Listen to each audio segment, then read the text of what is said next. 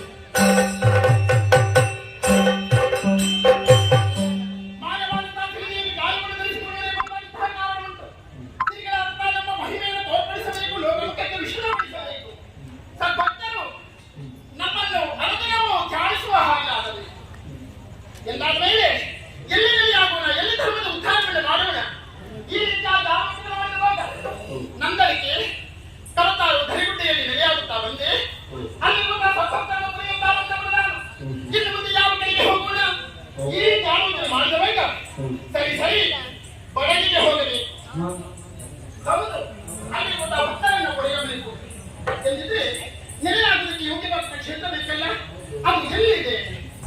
ಸರಿ ಸರಿ, ಪ್ರಭು ಪರಮೇಶ್ವರ ದೇವರ ಪುತ್ರರಾದಂತಹ ವೀರಭದ್ರ ಸ್ವಾಮಿ ನೆಲೆನಿಂತಿರುವಂತಹ ಕ್ಷೇತ್ರ ಪುಣ್ಯ ಕ್ಷೇತ್ರವೂ ಹೌದು, ಗಂಡ ಕ್ಷೇತ್ರವೂ ಹೌದು. ಆ ದೇವರ ಎಪ್ಪಳೆಯನ್ನು ಪಡೆಯುವ ಮೂಲಕ ಆ ಕ್ಷೇತ್ರದಲ್ಲಿ ನೆಲೆಯಾಗಬೇಕು ಎನ್ನುವಂತಹ ಇಚ್ಛೆ ನನ್ನದು. ಹೋಗುತ್ತಿದ್ದ ನಾನೊಬ್ಬನೇ ಹೋಗುವುದಲ್ಲ, ಸಿರಿಗಾರಾದ ನಾವು ಅಂದ್ರೆ ಅಪ್ಪಗಾರದ ಪುತ್ರ ಹಾಗೂ ಇದ್ದಾನೆ, ಅವರನ್ನು ಕರೆಯಬೇಕಾಗಿದೆ. ಮಕ್ಕಳೇ ಅಪ್ಪಗ ತಾಳಗ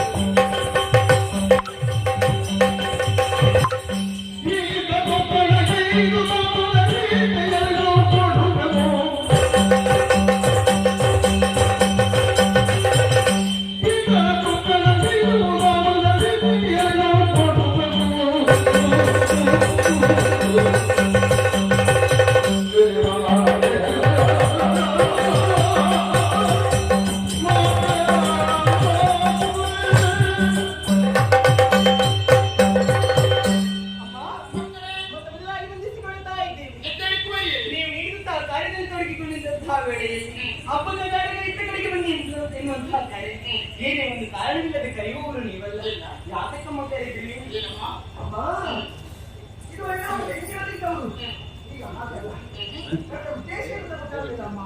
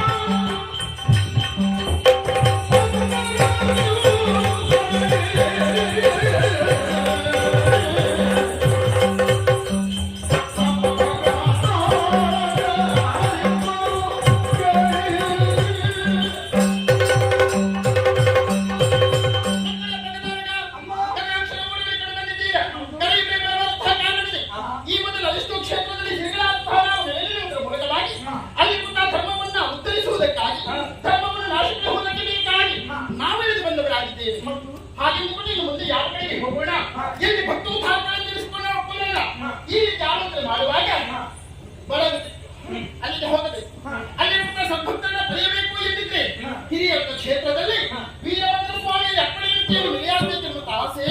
ನಿಮ್ಮ ಅಭಿಪ್ರಾಯ ಅಮ್ಮ.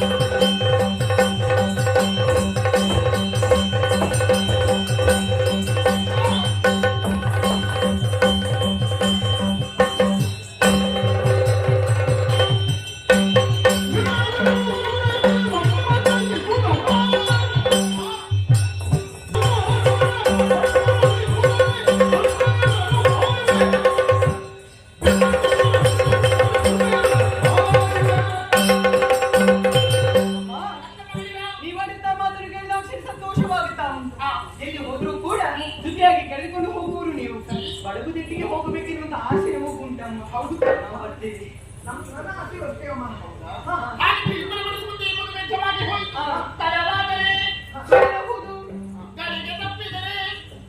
ಗುಡಿಗಿನಷ್ಟ ಹಿರಿಯರ್ತಕ್ಕೆ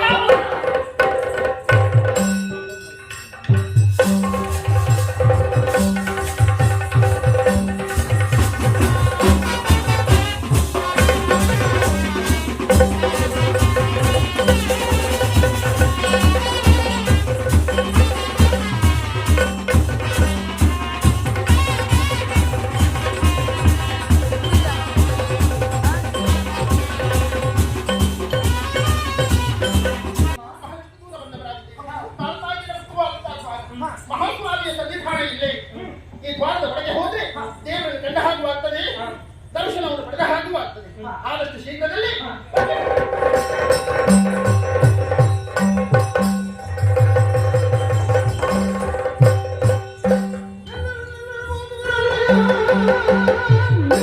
ದೇವರ ಸೇವೆ ಮಾಡಿ ಖಂಡಿತ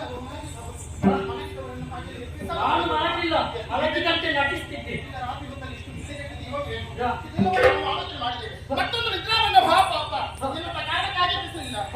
ಇದಂತೂ ನಿನ್ನ ನಟನೆ ಮಾಡಿದ್ದ. ಹೌದಾ? ನಾವು ಒಳಗೆ ಹೋಗ್ತಾ ಇದ್ದೇವೆ ಯಾಕಾಗಿ? ದೇವರ ಕಾರಣಕ್ಕಾಗಿ. ಬಂದವರು ಸಾಮಾನ್ಯವರಲ್ಲ.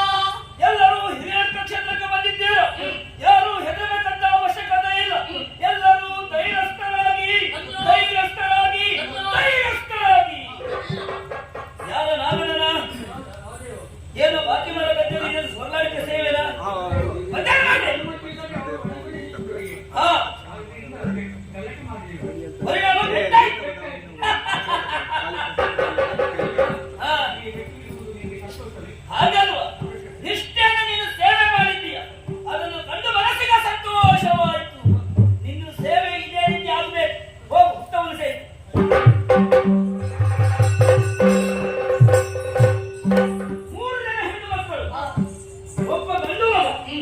ಇಲ್ಲಿಯ ತನಕ ಬಂದಿದ್ದೀರ, ಅದಕ್ಕಾಗಿ ಕೇಳ್ತಾ ಇದ್ದೇನೆ. ಯಾಕೆ ಇಲ್ಲಿಗೆ ಬಂದಿದ್ದು? ನನ್ನಿಂದ ಏನಾಗಬೇಕು ಹೇಳಿ.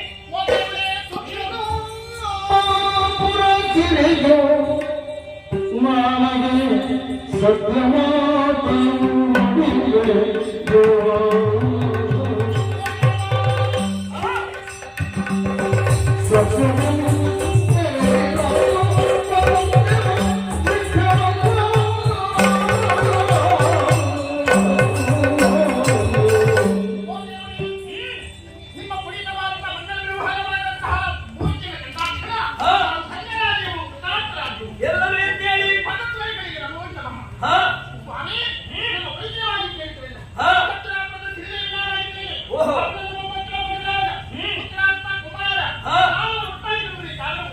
ಏನು? ಅದಕ್ಕೆ ಪುಣ್ಯಕ್ಷೇತ್ರದಲ್ಲಿ ನಡೆಯಾಟದ ಮೂಲಕವಾಗಿ ಹಾ. ಧರ್ಮದ ಉದ್ಧಾರಕ್ಕೆ ಅವಶ್ಯಕ ಬಂದವರು ನಾವು. ಅದೇ ರೀತಿ ಹಾ. ನಮ್ಮದು ಈ ಪುಣ್ಯವಾದಂತಹ ಹಿರಿಯ ಕ್ಷೇತ್ರದಲ್ಲಿ ನಡೆಯಾಟದಕ್ಕೆ ನಮಗೊಂದು ಅಪ್ಪಣೆ ಕೊಡ್ತೀರಾ?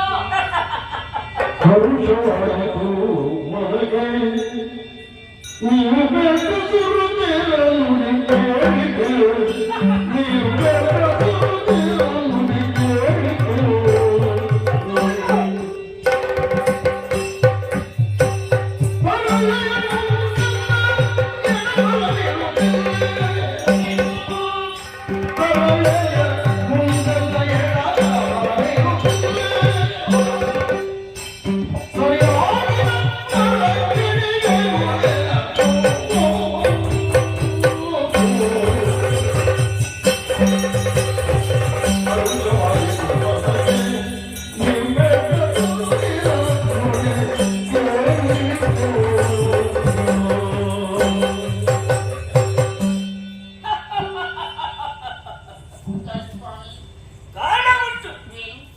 ನಿಮ್ಮಂತಹ ಮಾತನ್ನು ಕೇಳಿದ ಮನಸ್ಸಿಗೆ ಸಂತೋಷವಾಯಿತು. ಧನ್ಯವಾದ. ನಿಮ್ಮ ನಿರೀಕ್ಷೆಯ ನಾನಿದ್ದವನು. ಈ ಸಂದರ್ಭದಲ್ಲಿ ಹಿರಿಯಂತ ಕ್ಷೇತ್ರದಲ್ಲಿ ನಾವು ನೆಲೆಯಾಗಬೇಕು, ಹೌದು, ಧರ್ಮವನ್ನು ರಕ್ಷಣೆ ಮಾಡಬೇಕು ಎಂಬುದಾಗಿ ಹೇಳ್ತಾ ಇದ್ದೀರಾ. ಹೌದು ದೇವ. ನಿಮಗೆ ನೆಲೆ ಬೇಕಲ್ವಾ? ಹೌದು. ಹಾಗಂತ ನನ್ನಂತಹ ಎಡ ಬಲದಲ್ಲಿ ನೀವು ಧರ್ಮ ದೇವತೆಗಳಾಗಿ ನೆಲೆಯಾಗಿ ಧರ್ಮ ದೇವತೆಗಳಾಗಿದ್ದರೆ ಮುದ